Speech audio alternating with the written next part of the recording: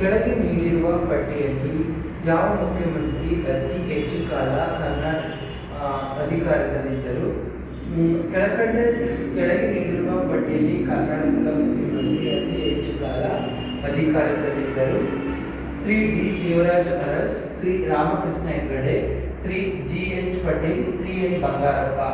ರಾಜ್ಯದಲ್ಲಿ ಅತ್ಯಂತ ಹೆಚ್ಚು ಕಾಲ ಮುಖ್ಯಮಂತ್ರಿಯಾಗಿ ಇದ್ದವರು ಶ್ರೀ ಡಿ ದೇವರಾಜ ಅರಸ್ ಅವರು. ಇವರು ಮೆಟ್ರಿಕ್ ನಂತರ ಮತ್ತು ಮೆಟ್ರಿಕ್ ಪೂರ್ವ ವಿದ್ಯಾರ್ಥಿ ನಿಲಯಗಳನ್ನು ಪ್ರಾರಂಭಿಸಿದವರು. ಇವರು ಕೆಳಗೆ ನೀಡಿರುವ ಪಟ್ಟಿಯಲ್ಲಿ ಕರ್ನಾಟಕದ ಯಾವ ಮುಖ್ಯಮಂತ್ರಿ ಅತಿ ಹೆಚ್ಚು ಕಾಲ ಅಧಿಕಾರದಲ್ಲಿದ್ದವರು?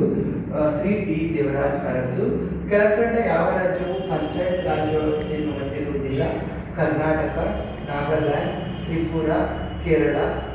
ಕೆಳಕಂಡ ಯಾವ ರಾಜ್ಯವು ಪಂಚಾಯತ್ ರಾಜ್ ವ್ಯವಸ್ಥೆಯನ್ನು ಹೊಂದಿರುವುದಿಲ್ಲ? ಕರ್ನಾಟಕ, ನಾಗಾಲ್ಯಾಂಡ್, ತ್ರಿಪುರ, ಕೇರಳ. ನಾಗಾಲ್ಯಾಂಡ್ ಜಿಲ್ಲಾ ಪಂಚಾಯಿತಿ, ತಾಲೂಕು ಪಂಚಾಯಿತಿ, ಗ್ರಾಮ ಪಂಚಾಯಿತಿ ಯಾವುದೂ ಕೂಡ ಹೊಂದಿರುವುದಿಲ್ಲ. ಅತಿ ಕಡಿಮೆ ತಲಾ ಆದಾಯವನ್ನು ಹೊಂದಿರುವ ಭಾರತ ರಾಜ್ಯ ಯಾವುದು? ಅತಿ ಕಡಿಮೆ ತಲಾ ಆದಾಯವನ್ನು ಹೊಂದಿರುವ ಭಾರತದ ರಾಜ್ಯ ಯಾವುದು? ಬಿಹಾರ್, ಒಡಿಶಾ, ರಾಜಸ್ಥಾನ್, ಗುಜರಾತ್. ಬಿಹಾರವು ರಾಜ್ಯದ ಅತಿ ಕಡಿಮೆ ತಲಾ ಆದಾಯ ಹೊಂದಿರುವ ರಾಜ್ಯವಾಗಿದೆ.